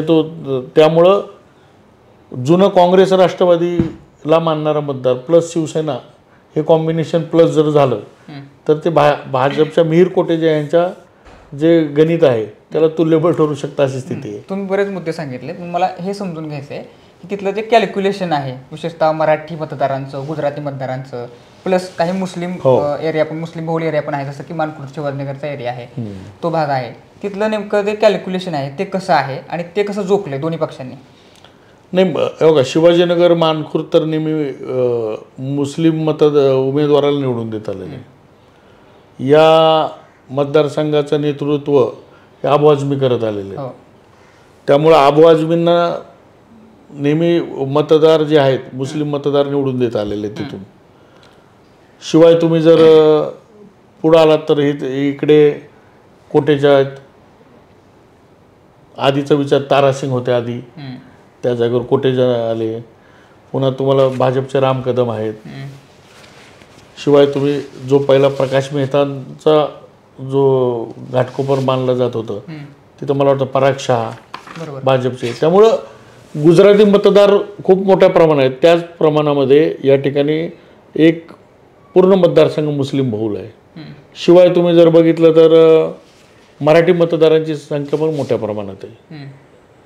मुलुंडला जसं गुजराती मतदार आहे तसं मराठी मतदार आहे. विशेषतः भांडूप, विक्रोळी, कांजूरमार्ग या पट्ट्यामध्ये मोठ्या प्रमाणामध्ये मराठी मतदार आहे. तिथे मला वाटतं पुन्हा शिवसेनेचे पण आमदार आहेत. संजय राऊतांचे बंधू आहेत तिथेच, सुनील राऊत. दुसरे याला मला वाटतं त्यांचं नाव अजून एक आमदार आहेत त्या ठिकाणी. तर शिवसेनेचे पण 2-3 आमदार या पट्ट्यामध्ये आहेत. त्यामुळं आधीच्या कॉम्बिनेशनमध्ये भाजपला सोपं का जात होतं, तर नॅचरली गुजराती बहुल मतदारांचे मतदारसंघ 2-3 आणि त्या जोडीला शिवसेनेचे मराठी भाषिकांमधलं जे नेटवर्क होतं ते भाजपसोबत होतं. यावेळेस ते विरोधात राहणार आहे. त्यामुळे ते मतांची जी पोकळी तयार होईल ती भाजप कशी भरून काढते ह्याच्यावरती सर्व निर्भर आहे. मनोज कोटक यांची भूमिका काय राहील? नाही बघा, मनोज कोटक यांची भूमिका, मनोज कोटक हे काय पक्षाच्या विरोधात जाणारे किंवा काय करणारे कार्यकर्ते नाहीत. किंवा मनोज कोटक एका लोकसभा मतदारसंघामध्ये एखादा व्यक्ती खूप परिणाम करू शकतो अशी परिस्थिती तिथं नाही. तर मनोज कोटक यांची भूमिका पक्षाला सहाय्यभूतच आहे. कदाचित त्यांना उदयांचा खाली झाला किंवा आणखी कुठला झाला तर त्यांना विधानसभा लढवतील. संजय दिना पाटील यांचे काही प्लस पॉईंट दिसत आहेत या अनुषंगानं, कारण ते राष्ट्रवादीत देखील होते आणि आता ते शिवसेनेमध्ये आहेत. अर्थात दोन्ही पक्षांमध्ये त्यांचा संपर्क दिसतोय आपल्याला. ती महाविकास आघाडीचं जे कॉम्बिनेशन आहे, परत परम्युटेशन कॉम्बिनेशन आपण येतोय, ते त्यांच्यासाठी वर्क करेल काही? तर नाही, एकतर शिवसेनेला आवश्यक असलेला मराठी चेहरा किंवा त्या टाईपचा चेहरा संजय दिना पाटील यांचा आहे. त्यांचा आधीपासूनच मित्रपरिवार राहिलेला आहे. म्हणजे शिवसेनेतले अनेक त्यांचे मित्रपरिवारात राहिलेले आहेत. एक वेळ चर्चा अशी होती की संजय दिना पाटील हे आधीच शिवसेने जातील अशी चर्चा होती म्हणजे ह्याच्यामध्ये, पण ते ठीक आहे, ह्या अनुषंगाने हा निर्णय झाला असेल. परंतु मला असं वाटतं की महायुतीच्या ज्या कॉम्बिनेशनमध्ये त्याने आधीच काँग्रेस राष्ट्रवादीसोबत काम केलेलं आहे, त्यांना तो मतदारसंघ माहीत आहे त्या ठिकाणी, प्लस शिवसेनेचं नेटवर्क हे आता त्यांना अधिक सहाय्यभूत ठरू शकतं असं मला वाटतं. कारण मराठी बहुल पट्ट्यामध्ये या सगळ्या पट्ट्यामध्ये शिवसेनेचे मोठ्या संख्येने नगरसेवक देखील आहेत. त्यामुळे ही लढत थोडी मला असं वाटतं की जी भाजपला नेहमी क्लिअर वाटायची किंवा ह्यातनं हमखास बाबा या मतदारसंघातून ठीक आहे, मला असं वाटतं की ईशान्य मुंबईतून आधी गुरुदास कामत काँग्रेसने निवडून यायचे, प्रमोद महाजन पण आलेले. पण ह्या मतदारसंघाचा आणखी एक इंटरेस्टिंग इतिहास असं आहे की एक खासदार परत परत निवडून नाही. बघा, कधी गुरुदास कामत आले, कधी महाजन आले. महाजनाने पराभव इथून पत्करावा लागला होता, गुरुदास कामतांनाही पत्करावा लागला होता. आता कोटक तर पहिल्यांदा एकदाच आले आणि ते लढले नाहीत. या मतदारसंघामध्ये आधी प्रकाश मेहतांची नावाची चर्चा कोटेचांच्या आधी चाललेली होती. परंतु मला असं वाटतं की त्यामुळेच हा मतदारसंघ फिक्स कोणाला राहिलेला नाही, हा बदलत राहिलेला नाही. टेंडन्सी काय मतदारांची? मतदारांची टेंडन्सी बहुभाषिक आणि विविधपूर्ण असलेला भाषिक मतदार, लिंग्विस्टिक पोलरायझेशन. हां, त्यामुळं कसं उमेदवार येतो, कॉम्बिनेशन कसे तयार होतात यावर मतदारसंघाची गणितं ठरतात. खूप त्यावेळेस म्हणजे ॲक्च्युली हा त्यावेळेस गुरुदास कामत यांनी बांधलेला हे होता मतदारसंघ ईशान्य मुंबईचा. परंतु नंतरच्या काळामध्ये काँग्रेसकडून तो निसटला. नंतर राष्ट्रवादीच्या तिकिटावर संजय दिना आले होते पाटील निवडून. त्यामुळे हा बदलत राहिलेला आहे, खासदार या मतदारसंघाचा नेहमी बदलत राहिलेला आहे. आता यावेळेस काय होतं तर बघायचं, उमेदवार बदलला आहे पण पक्ष बदलतो का मतदारसंघ हे कळेल. बरोबर. आता अर्थात सरांनी जे सांगितलं आपल्याला, ईशान्य मुंबई लोकसभा मतदारसंघामधल्या जे मतदार आहेत त्यांची टेंडन्सी आहे अशी की प्रत्येक वेळेस तिथले जे खासदार आहेत ते बदलत राहिलेले आहेत. अर्थात इथं भाषिक ध्रुवीकरणाचा मुद्दा हा खूप महत्त्वाचा आहे.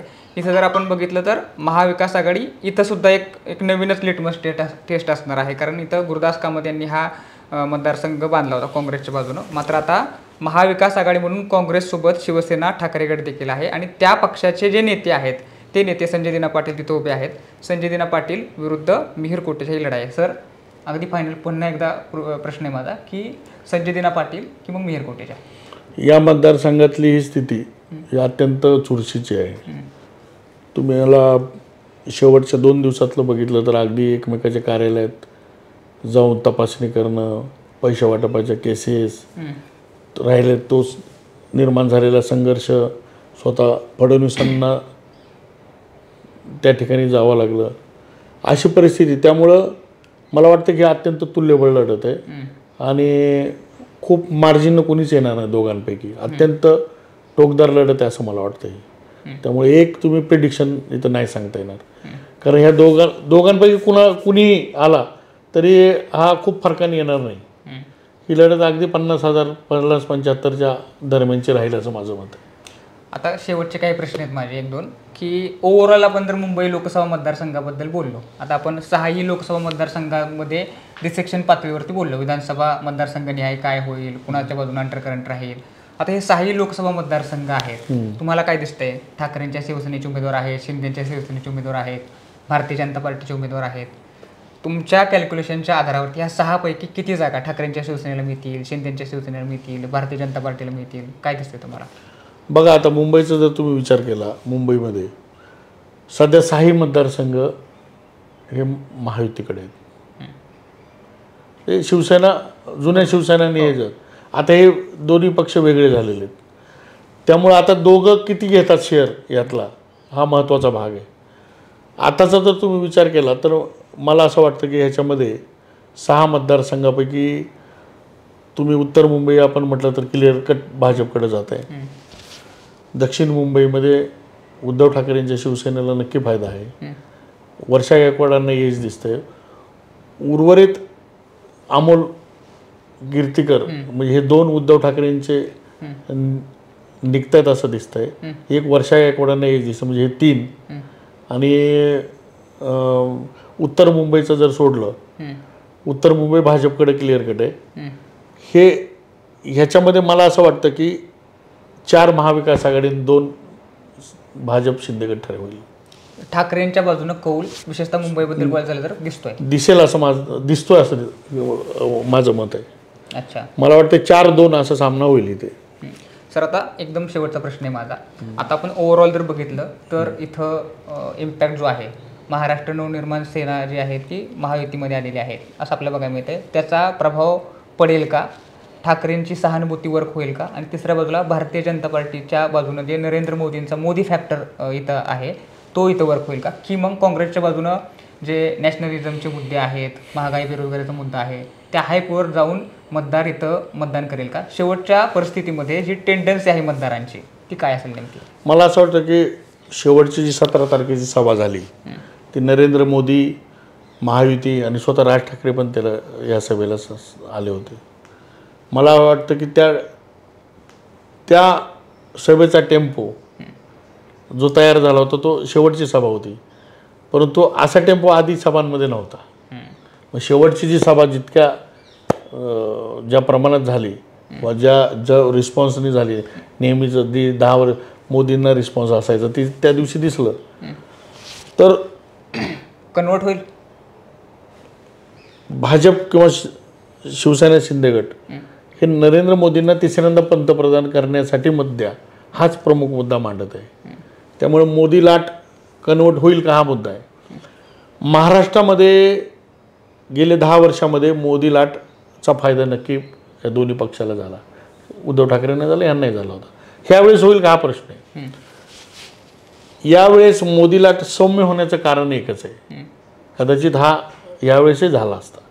मोदी लाट सौम्य होण्यासाठी राज्यात जे 2-2.5 वर्षात घडलेलं राजकारण आहे, म्हणजे पक्षाची फोडाफोड, नेत्यांची फोडाफोड, नेत्यांना विविध प्रकरणात अडकव, त्यांना ब्लॅकमेल कर, आपल्याकडे येण्यास भाग पाडणं, ज्यांच्यावर आरोप केले त्यांनाच पदावर बसवणं, जे आज जाणार असे वाटले तेच उमेदवार होणे, म्हणजे वायकरांचं उदाहरण आपल्यासमोर आहे. यामिनी जाधव यांच्यावर तर दोघांवरही इतके केसेस, इतके अटक होते. तर आपण जर विचार केला आता की ज्यांना आत घालायची तयारी केली होती तेच लोकसभेचे उमेदवार आहेत मुंबईत, दोन्हीच्या दोन्ही, म्हणजे शिंदेचे. तर यातून एक जे परसेप्शन मतदारांचं तयार झालं की बाबा हे मतदारांना गृहीत धरतायत की आम्ही काही करेल ते होत आहे. आणि भाजपचा जो एक नैतिक बेस होता, ही वेगळी पार्टी आहे, ही एक नैतिक मुद्द्यावर चालणारी पार्टी आहे आणि भ्रष्टाचाराला थारा देत नाही किंवा ही जी होती, त्यामुळंच गणित जुळवण्याच्या भानगडीमध्ये त्यांनी हा जो एक बेस होता तो कमकुवत केला असं वाटतं. आणि त्यामुळं ह्या सगळ्या वातावरणामुळे मोदी लाट महाराष्ट्रामध्ये सौम्य झाली. राज्यातली निवडणूक ही राज्याच्या ह्या मुद्द्याभोवती फिरली. देशाचे मुद्दे होते नो डाऊट, परंतु राज्यात हे घडलेलं राजकारणाचा भाग देखील या मतदारांमध्ये चर्चेचा विषय होता. म्हणजे भाषणामध्ये राम मंदिर मुद्दे असतील, आणखी काही मुद्दे असतील, देशाच्या विकासाचे असतील, देशाच्या आर्थिक विकासाचे असतील, देशाला 5व्या नंबरची अर्थव्यवस्था बनवली, 3 वर जायचं असेल, किंवा एक मजबूत पंतप्रधान, देशाला जगात मान वाढवणारा पंतप्रधान, हे जसे मुद्दे चर्चेत होते तसे ईडी CBIचे मुद्दे होते, चौकशीचे मुद्दे होते, पक्ष फोडाफोडीचे मुद्दे होते. अरे सरकार तुमचं स्टेबल होतं, मग अजितदादाला का फोडलं? सरकार स्टेबल होतं, तुमचं का फोडलं? मग ते असताना पुन्हा अशोक चव्हाण का घेतले तुम्ही? हे मुद्दे देखील चर्चेत राहिले. हे सगळं झाल्यानंतर पुन्हा तुम्हाला मनसेला का घ्यावं असं वाटलं? म्हणजे कुठंतरी कमी राहते गणितात, कुठंतरी अजून गणित वर्कआउट होत नाही. याच्यामुळं ते घेतलं गेलं का, त्यांना सोबत आणलं का, हे सगळे मुद्दे चर्चेत राहिले. त्यामुळं मला असं वाटतं की महाराष्ट्रात तुम्ही बघा, तुम्ही आता सगळीकडचंच केलेलं असेल चित्रण. महाविकास आघाडी सुरुवातीला जी वाटत होती की ठीक आहे 10-12, 8-10 पर्यंत जाईल, हळूहळू वातावरण वाढलं. आज भाजप आणि शिवसेना शिंदे गटाचे ना पण कबूल करावं लागेल की सायजेबल स्थितीमध्ये आघाडी येऊ शकते आज. हे कशामुळे झालं? हे मोदींमुळे झालेलं नाही. हे राजकारणाचा स्तर बिघडवल्यामुळं अशा पद्धतीचं राजकारण महाराष्ट्रासारख्या एक सुशिक्षित आणि एक सुसंस्कृत राज्यात झाल्यामुळं कदाचित त्या म्हणजे अशा राजकारणाला मला वाटतं एक त्या विरोधातही थोडं वोटिंग गेल्यामुळं आघाडीची परिस्थिती सुधारली. असं राजकारण घडलं नसतं तर कदाचित परिस्थिती वेगळी असते. भाजपने जर सत्तेचा मोह राज्यात सरकार आणायचा टाळला असता तर कदाचित ह्यापेक्षा परिस्थिती वेगळी असते. त्यामुळं ह्या राज्यातल्या वातावरणामुळं म्हणजे आपले जे वारे आपण मोसमी वारे येतात केरळकडून याच्याकडून राज्यात स्थिर होतो. मला वाटतं की ते उत्तर भारत आणि इकडनं येणारे पहिलं दक्षिणेकडचं राज्य महाराष्ट्र आहे. त्यामुळं या तिथून हिथं येता येता ही लाट ओसरली याला कारण राज्यातलं वातावरण असं वाटतं. त्याचा सेटबॅक बसेल असं मला शेवटचा प्रश्न एकदम असा आहे की विधानसभेवरती याचा काय परिणाम होईल? 4 जून नंतर काय परिस्थिती दिसते तुम्हाला? या पक्षांचं अवघड आहे जरा. बघा, हे सगळं निकालावर अवलंबून आहे. हे जर निकाल महायुतीच्या बाजूने गेले तर मला असं वाटतं की पुन्हा येणारं वातावरण त्या दिशेने तयार होईल. आणखी काही लोक येतील, हे होईल, ते होईल, सगळं होईल. पण कदाचित निकाल जर वेगळा लागला तर सगळ्यात मोठा प्रॉब्लेम हा मुख्यमंत्री शिंदेंना आणि अजित पवारांना फेस करावा लागेल. त्यांना त्यांचे आमदार सांभाळणं पुन्हा अडचणीचं ठरेल. आमदारांची पळापळ थांबवण्याचं मोठं आव्हान राहील. उदाहरणार्थ आज निलेश लंके गेले, बरोबर, ते लोकसभा लढत आहेत. आज विधानसभेचे उपाध्यक्ष नरहरी झिरवळ हे अजित पवार गटात राहून काम कुठं करतायत. ही जी परिस्थिती आज आहे ह्या गटांची आणि त्याच्यामध्ये पुन्हा शिंदे गटाच्या पण 13 पैकी 5-6 आमदार खासदारांची तिकीटं कापलेली आहेत. पुन्हा आपलं काय होतं भवितव्य? मला असं वाटतं की निकालानंतर राज्यातलं वातावरण ठरेल. निकाल कोणाच्या बाजूने लागतात. निकाल जर महायुतीला अनुकूल झाले, ते 45+ वगैरे काही म्हणत असले तरी त्यांनाही माहिती आहे की काय आकडा येईल. मला असं वाटतं की महायुती जर 30-35 पर्यंत नाही पोचली आणि जर हे दुसऱ्या बाजूने महाविकास आघाडीनं 15-20चा जरी आकडा घातला तरी चित्र वेगळं होईल.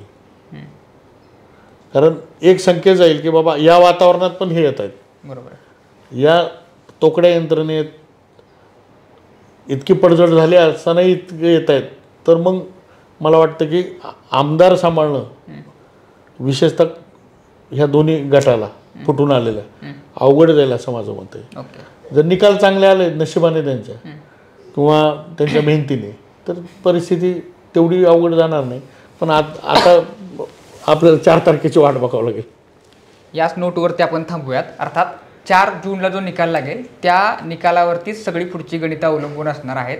सरांनी आपल्याला बरेच मुद्दे सांगितले की नेमके 2.5 वर्षामध्ये ज्या प्रकारे महाराष्ट्रामध्ये राजकारण घडलं त्याचा सेटबॅक भारतीय जनता पार्टीला बसताना आपल्याला बघायला मिळतोय. अर्थात महाविकास आघाडी असेल की महायुती असेल ती टिकणार की टिकणार नाही हे आपल्याला 4 जून नंतरच कळेल. विधानसभेला नेमकं काय होईल हे देखील आपल्याला 4 जूनला स्पष्टपणे लक्षात येईल. 15-20 जागा जरी महाविकास आघाडीच्या आल्या तर त्याचा परिणाम हा येत्या विधानसभेमध्ये निश्चितपणे पडणार आहेत. अर्थात एकंदरीत आपण जर बघितलं चित्र देशातलं बहुमताच्या साठी भारतीय जनता पार्टी ही सातत्याने प्रयत्न करताना दिसते आणि मग मनसे असेल, अजितदादा गट असेल किंवा मग शिंदेची शिवसेना असेल ती सोबत घेण्याचा त्यांनी प्रयत्न केलेला आहे. मात्र नेते एका बाजूला आले तरी मतदार किंवा सामान्य जनता ही त्यांच्यासोबत आली आहे का हा सगळ्यात मोठा प्रश्न आहे. एकंदरीत या सगळ्याबद्दल तुम्हाला काय वाटतंय? मुंबई लोकसभा मतदारसंघामध्ये ही 6 लोकसभा मतदारसंघ आहेत, तिथं नेमकं काय होईल याबद्दल तुम्हाला काय वाटतंय? सरांचं विश्लेषण तुम्हाला कसं वाटतंय याबद्दल तुमचं जे मत आहे ते आम्हाला कमेंटमध्ये नक्की कळवा. जर व्हिडिओ आवडला असेल तर लाईक आणि शेअर करा. सोबतच आपल्या विशेष भारी या यूट्यूब चॅनलला सबस्क्राईब करायला विसरू नका. धन्यवाद.